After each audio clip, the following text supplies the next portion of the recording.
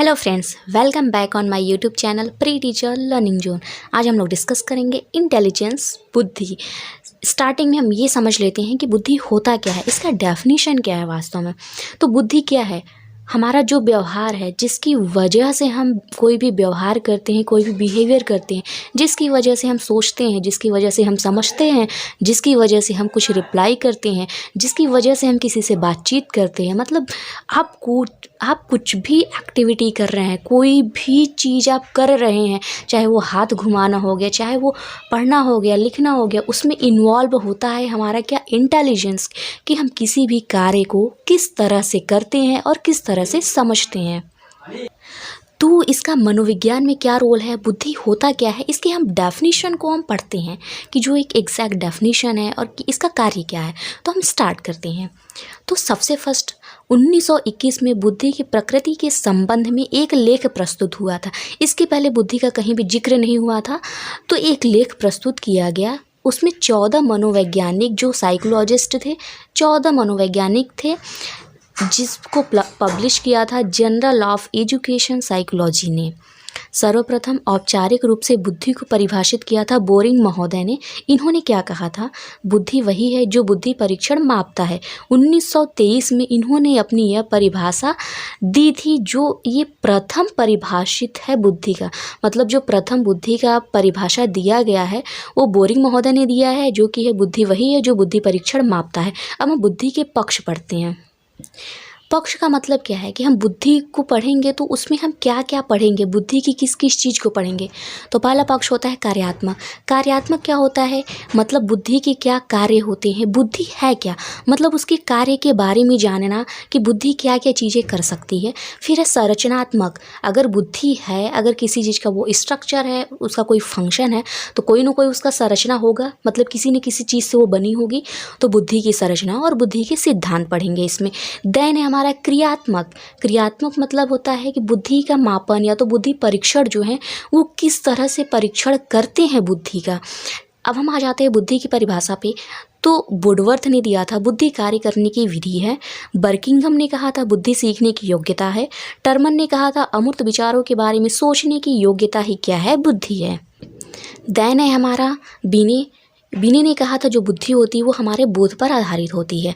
उसके बाद फ्रीमैन ने दिया था, इन्होंने जो बुद्धि की परिभाषा दी थी उसके 3 रूप बताए थे। फर्स्ट होता है जो बुद्धि होती है वो समायोजन करने की योग्यता होती है, और इस परिभाषा को किसने किसने माना था, बर्ट, स्टर्न और क्रूज ने माना था।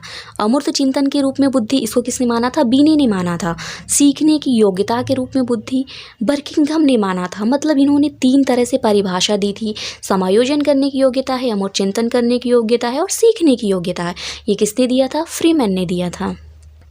अब हम कुछ स्पेशल फैक्ट्स पढ़ेंगे जो कि हमारे एग्ज़ाम में आते हैं। तो इस फैक्ट को हम पहले पढ़ेंगे और समझ जाएंगे कि स्टार्टिंग में कैसे कैसे हुआ था। तो स्टार्ट करते हैं। बुद्धि पर व्यापक परिभाषा किसने दी थी, वैशलर ने दी थी। बुद्धिमत्ता का आधार शारीरिक लक्षण है, ये किसने कहा था, लेवेटर ने कहा था। शारीरिक लक्षण का मतलब क्या होता है, जैसे पहले लोग कहते थे कि जैसे जिसके दांतों के बीच में गैप होता है वो बहुत ही ज़्यादा इंटेलिजेंस होता है, ठीक है। और बहुत लोग बोलते हैं कि जिसका जो मस्तिष्क होता है, जो आगे का हमारा फोरहेड होता है, जिसका चौड़ा होता है, वो भी बहुत ही ज़्यादा इंटेलिजेंट होता है, ठीक है। तो ये हमारे शारीरिक लक्षण की वजह से कहा गया था। बुद्धि परीक्षण की शुरुआत कहाँ हुई थी, सबसे पहले जो बुद्धि परीक्षण की शुरुआत हुई थी वो फ्रांस में हुई थी। बुद्धि शब्द का प्रयोग किसने किया था, गाल्टन ने किया था। मानसिक आयु शब्द का प्रयोग किसने किया था, बीने ने किया था। और कब किया था, 1908 में किया था, जब इन्होंने अपने पहले वाला जो हमारा बुद्धि परीक्षण था उसमें संशोधन किया था। मानसिक परीक्षण शब्द का प्रथम प्रयोग किसने किया था, कैटल ने किया था। बुद्धि लब्धि की परिभाषा किसने दी थी, स्टर्न ने दी थी। देखिए परिभाषा इन्होंने क्या दी थी कि जो बुद्धि लब्धि है वो मानसिक आयु अपॉन वास्तविक आयु है। फिर उसके बाद में बुद्धि लब्धि का सूत्र किसने दिया था, टर्मन ने दिया था। टर्मन ने केवल उसमें इंटू 100 कर दिया था, मतलब एक फॉर्मूला बना दिया था, जैसे मानसिक आयु अपॉन वास्तविक आयु इंटू 100, ये क्या हो जाता है, हमारा आयु का फॉर्मूला हो जाता है। तो अगर मान लीजिए अगर एग्ज़ाम में आता है, ऑप्शन में दिया रहेगा कि बुद्धि लब्धि का सूत्र किसने दिया, अगर टर्मन नहीं दिया है तो आप स्टर्न को लगाएंगे। बुद्धि लब्धि का सर्वप्रथम प्रयोग किसने किया था, टर्मन ने किया था। कब किया था प्रयोग, जब इन्होंने आईक्यू टेबल बनाया था। अब हम पढ़ेंगे बुद्धि के प्रकार। तो थॉर्नडाइक ने बुद्धि के 3 प्रकार बताए हैं: अमूर्त बुद्धि, सामाजिक बुद्धि, मूर्त और स्थूल बुद्धि। अब वन बाय वन करके हम थोड़ा सा समझ लेते हैं। अमूर्त बुद्धि क्या होती है? जैसे हमारी वो एबिलिटी कि हम किसी चीज़ को बिना देखे भी उस चीज़ के बारे में सोच सकते हैं, उसको समझ सकते हैं और उसको लेकर हम परफॉर्मेंस कर सकते हैं। जैसे एक कलाकार होता है, एक अध्यापक होता है, एक चिंतक और दार्शनिक होता है। जैसे अध्यापक क्या होता है, अगर बच्चों को पढ़ाता है तो वो क्या चीज़ों को देख कर पढ़ाता है? नहीं, वो चीज़ों को क्या करता है, वो अपने दिमाग में स्टोर करके अमूर्त चिंतन से आपको समझाता है। और एक कलाकार होता है, जैसे अगर मान लीजिए कोई भी आर्टिस्ट होता है, उसको कोई भी चीज़ें दे दी जाती है तो वो लिख कर फिर बोलता है, वो अपने एक्सप्रेशन से और उसको एक्टिंग में क्या करता है, कन्वर्ट करता है। तो वो किस चिंतन की वजह से, कहीं ना कहीं वो आपके माइंड में फीड हो गई, तो एक अमूर्त चिंतन है। ठीक है, कि अगर हम किसी को अमूर्त रूप से ही उसको सोच सकते हैं, समझ सकते हैं। सामाजिक बुद्धि क्या होती है ना, कि हम समाज में रहने के लिए जो हमारा लोगों के साथ जो रिलेशन होता है, ठीक है, वो कैसा है। अगर जिसकी सामाजिक बुद्धि बहुत ही ज़्यादा अच्छी है, वो जैसे नेता लोग होते हैं, उन्हें एक दूसरे क्या वो लोगों को मोटिवेट कर सकते हैं। उनका जो भी भाषण होता है वो इतना ज़्यादा अट्रैक्टिव होता है, या तो हम कह सकते हैं मैनिपुलेटिव होता है, कि लोग उनकी बातों को क्या करते हैं कि सच मान लेते हैं। तो कहीं ना कहीं ये हमारा क्या है, ये हमारा पावर होता है कि आप किस तरह से समाज के लोगों को अपनी तरफ कर सकते हैं। ठीक है, मूर्त और स्थूल बुद्धि क्या होती है, किसी चीज़ को देख कर उसके बारे में सोचना समझना कि ये चीज़ अच्छी है खराब है। जैसे व्यापारी लोग क्या करते हैं, अगर किसी के पास कोई भी काम रहता है, जैसे कंस्ट्रक्शन वाला है, तो क्या करते हैं, अगर ईंटों को देखेंगे और छड़ वगैरह जो भी चीज़ें होती है वो देख कर बताते हैं कि ये ईंट अच्छी है कि ख़राब है। ठीक है, तो ये क्या करते हैं कि उस चीज़ को देख के मूर्त रूप से उसको एनालाइज करते हैं, एनालिसिस करते हैं उसका, कि ये चीज़ कैसी है। तो ये हो गया, थॉर्नडाइक ने 3 बुद्धि दी थी: अमूर्त, सामाजिक और मूर्त बुद्धि। अब हम पढ़ेंगे बुद्धि का मापन। तो कुछ हम इसमें शुरू से देख लेते हैं ना। ठीक है, बुद्धि का मापन क्या है, कि हम बुद्धि को किस तरह से मापते हैं। तो स्टार्टिंग इसमें किसने किया था, वैयक्तिक बुद्धि परीक्षण का सर्वप्रथम सफल प्रयास पेरिस विश्वविद्यालय के प्रोफेसर अल्फ्रेड बीने ने किया था। अभी हमने सबसे पहले क्या पढ़ा था, कि जो हमारी बुद्धि है उसका जो बुद्धि मापन का शुरुआत कहाँ से हुआ था, फ्रांस से हुआ था। और किसने किया था, देखिए यहीं पर लिखा है कि पेरिस विश्वविद्यालय के प्रोफेसर अल्फ्रेड बीने ने किया था। तो हम कह सकते हैं कि जो बुद्धि परीक्षण का मापन सर्वप्रथम फ्रांस में हुआ था। किस यूनिवर्सिटी में हुआ था, तो पेरिस यूनिवर्सिटी में हुआ था। और किसने किया था, तो अल्फ्रेड बीने ने किया था। प्रथम बुद्धि परीक्षण 1905 में बीने और साइमन ने मिलकर किया था। इसमें 30 प्रश्न थे और जो एज ग्रुप था वो था 3 से 15 वर्ष। नेक्स्ट है हमारा जो 1905 में बीने का बुद्धि परीक्षण था। ठीक है, उसमें संशोधन किया गया 1908 में। इस संशोधन में ये कहा गया कि जो प्रश्नों की संख्या 30 थी उसकी जगह 58 कर दी गई, और जो एज हमारा 3 से 15 था इसमें एज 3 से 13 वर्ष कर दिया गया। और इसमें मानसिक आयु का प्रत्यय इसी संशोधन में दिया गया। मानसिक आयु का प्रत्यय दिया किसने था, बीने ने दिया था। और किस ईयर में दिया था, 1908 में दिया था, जब बीने साइमन परीक्षण का संशोधन हुआ था प्रथम बार में। 1911 में जब संशोधन हुआ तो इसमें अंग्रेजी रूपांतरण कर दिया गया इसका, जो कि गोडार्ड ने किया। तो अब हम इससे क्या चीज़ समझेंगे कि 1905 में बीने साइमन परीक्षण का जन्म हुआ था और इसका जो संशोधन है वो 2 बार किया गया था, 1908 में और 1911 में किया गया था।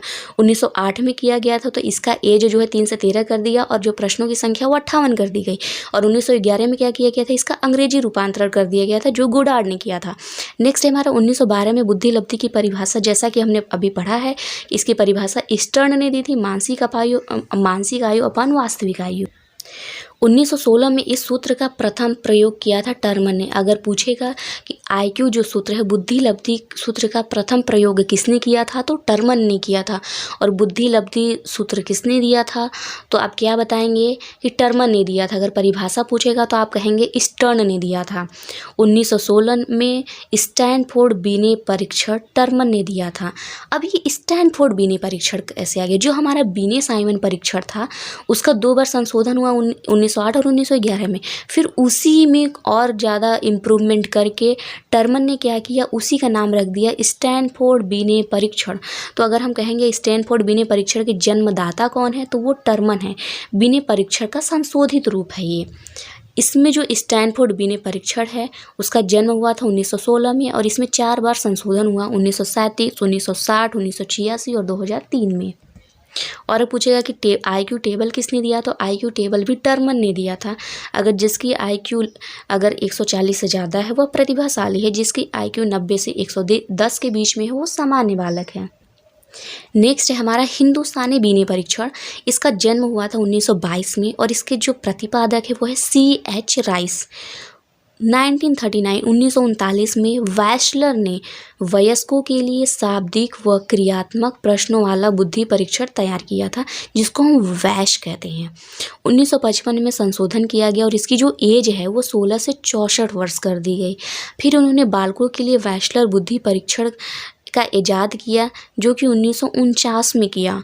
इसको हम कहते हैं विस्क, जो कि 1974 में संशोधन हुआ, तब इसका नाम विस्क रखा गया, जो कि 6 से 16 वर्ष की आयु के लिए किया गया था। जैसे जो हमारा वैश है 16 से 64 वर्ष की आयु के लिए, और जो विस्क है वो है 6 से 16 वर्ष की आयु के लिए, और जो 6 वर्ष के कम आयु के लिए उसका नाम है WPPSI। ये दिया था वैशलर ने। तो हम इसको फिर से एक बार देख लेते हैं। जो वैश था वो था 16 से 64 वर्ष की आयु के लिए, विस्क था 6 से 16 वर्ष की आयु के लिए, और 6 से वर्ष से कम के लिए था WPPSI, जो कि ये तीनों वैशलर ने दिए थे। अब हम पढ़ेंगे बुद्धि परीक्षण। तो बुद्धि परीक्षण 3 प्रकार के होते हैं: व्यक्तिगत बुद्धि परीक्षण, निष्पादन बुद्धि परीक्षण और सामूहिक बुद्धि परीक्षण।